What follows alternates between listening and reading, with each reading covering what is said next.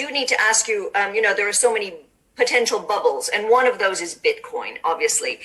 Are you worried about the Bitcoin bubble blowing up? And at what point does this need greater regulation?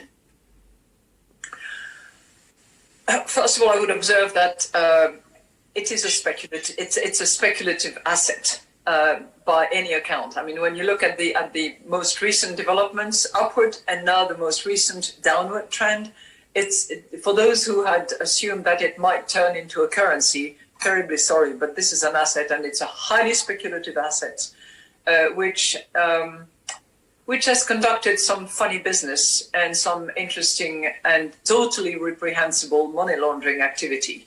I think that there are criminal investigations that have taken place that I'm sure will continue to take place that demonstrate it very clearly. What I think is far more interesting, and there has to be regulations, and this has to be applied and agreed upon. What is more?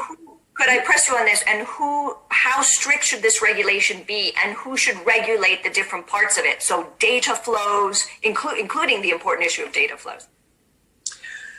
Well, it's a matter that needs to be agreed at a global level, because if there is an escape, that escape will be used. So I think it needs to be if anything, it shows that global cooperation, multilateral action is absolutely needed, whether it's initiated by the G7, moved into the G20 and then enlarged, but it's something that needs to be addressed. And FATF is clearly an organization that has expanded in that respect.